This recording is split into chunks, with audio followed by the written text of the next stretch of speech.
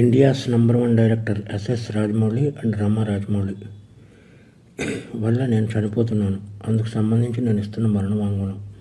వీడేంటి పబ్లిసిటీ కోసం ఇలా చేస్తున్నాడు అని మీరు అనుకోవద్దు. పబ్లిసిటీ చేసుకునేవాడు ఎవడో చనిపోవాలని అనుకోడు. అందుకే మరణ వాంగ్మూలం ఇస్తున్నాను.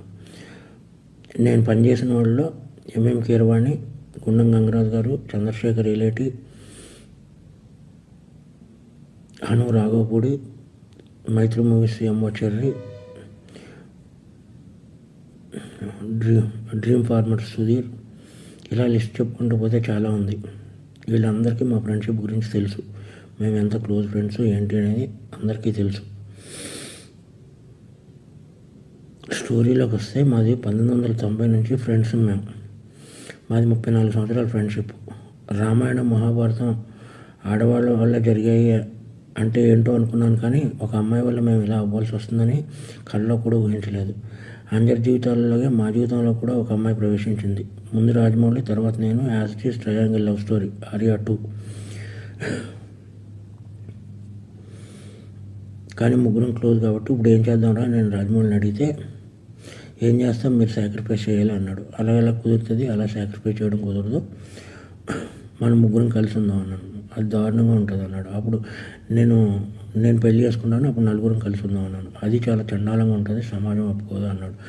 పరిస్థితి ఏంటంటే కాలం అన్నీ మార్చేస్తుంది, మీరు సాక్రిఫైస్ అవ్వండి అన్నాడు. ఓకే అని చెప్పి నేను సాక్రిఫైస్ అయిపోయాను. ఎందుకంటే కెరియర్ బిగినింగ్లో ఉన్నాం, ఎవరో వర్క్ లేదు. ఇదంతా శాంతినివాసం కంటే ముందు జరిగిన విషయం. అప్పటికి ఇంకా కెరియర్ పీక్స్ రాలేదు. ఈ చిన్న చిన్న గొడవలకి ఇమ్మెచ్యూరిటీతో కొట్టుకుని చేయడం కంటే ఇది బెటర్ కదా అని చెప్పి నేను సాక్రిఫైస్ అయిపోయి పని చేసుకుంటూ వచ్చాను.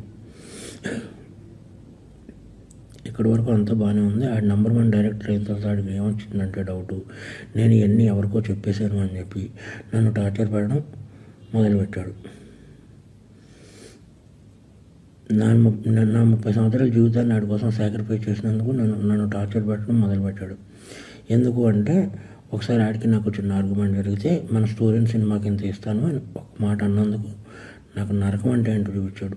నా రిలేషన్ కట్టు భైరవగాడు, చెంపాగాడు, కార్తికేయ గాడిని, వీళ్ళందరినీ మేము పెంచాం. ఆడిని బాబా అంటారు, నన్ను బాబా అంటారు. మందరిని పెంచాం. వీళ్ళందరూ దూరం అయిపోయారు. నా ఫ్యామిలీ మొత్తం దూరం అయిపోయింది. ఎందుకంటే ఈ నంబర్ 1 డైరెక్టర్ అయ్యేటప్పుడు ఈ శాసించేస్తున్నాడు ప్రపంచాన్ని. శాసించేసి నన్ను చంపేయాలన్నంత టార్చర్ పెట్టాడు. ప్లస్ నేను గాడ్సన్ కాదు, అండ్ మహాత్మను చేయడానికి నేను శ్రీను. అందుకని చెప్పి నేను ఈ డెసిషన్ తీసుకున్నాను. ఈ డెసిషన్ తప్పు రైట్ అనేది నాకు పర్సనల్. 55 ఇయర్స్ ఎలాగ అయిపోయినాయి నాకు. 55 ఇయర్స్లో నో మ్యారేజ్, నో ఇది, ఓన్లీ సింగిల్, ఇలా బ్రతికారు. బట్ ఇలా నా వల్ల నా జీవితంలో ఎవరి జీవితం అవ్వకూడదని యూత్కి నేను ఇచ్చే సలహా ఏంటంటే, కెరియర్ని బిల్డ్ చేసుకోండి, అమ్మాయిల జోలికి వెళ్ళకండి. ఇది ఫ్రెండ్స్ నేను చెప్పదలుచుకున్నది. ఎందుకంటే ఏం లేదు, బాధ వస్తుంది. ఒక ఫ్రెండ్ వల్ల నా జీవితం ఇలా అయిందా?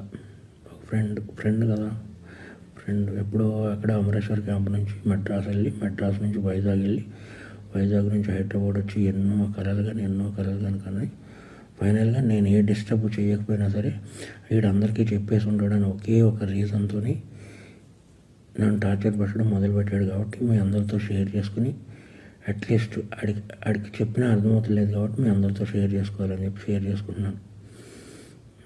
ఇది ప్లస్ ఇంకొకటి, ముగ్గురు మధ్య జరిగిన దానికి సాక్ష్యాలు అది ఏముండవు. నేను చనిపోతున్నాను కదా, సుమోటో కింద తీసుకుని లై డిటెక్టర్ టెస్ట్ పెడితే తెలుస్తుంది ఏది నిజం ఏది అబద్ధం అనేది. ఎవరైనా లై డిటెక్టర్ టెస్ట్ పెడితే నిజాలు బయటపడతాయి. లై డిటెక్టర్ టెస్ట్ పెడితే కానీ తెలియవు ఏం జరిగిందనేది, మా ముగ్గురు మధ్య ఏం జరిగిందనేది. ఎనీవే, ఏదన్నా సాడ్ ఫర్. నా పేరు శ్రీను 1 2 3 4 ఆడే వేసాడు యమదొంగకి. మీరు 7వ నిమిషం దగ్గర కనబడద్ది శ్రీను 1 2 3 4. ఉప్పులపాటి శ్రీనివాసరావు, ఎగ్జిక్యూటివ్ ప్రొడ్యూసర్ ఉప్పులపాటి శ్రీనివాసరావు 1 2 3 4 అని. ఇది నా మరణ వాంగ్మూలం. మార్చ్ 22 కోసం నేను చాలా ఈగర్గా వెయిట్ చేస్తున్నానండి. ఎందుకంటే that is the day Hyderabad Talkies is presenting MM Keeravani's నాటూర్ concert. Just can't wait for it. Of course ఆ కాన్సర్ట్లో నా సినిమాలో కానీ తను చేసిన ప్లెథోరా ఆఫ్ సినిమాస్లో సాంగ్స్ కానీ సో మెనీ పర్ఫార్మెన్సెస్ ఉంటాయి. Inside info is like he's creating new songs, new experiences for all of us to enjoy. But నా డిమాండ్ ఏంటంటే it's not just the songs, I want the OSTs. తన fantastic రీ-రికార్డింగ్ scores again in my films and other films చాలా ఉన్నాయి. తను లైవ్గా perform చేయాలి అని చెప్పి నా కోరిక. Join me in demanding MM Keeravani that he should also perform OSTs, because తన సాంగ్స్ ఎంత పాపులరో his background score is, I personally feel is even more popular.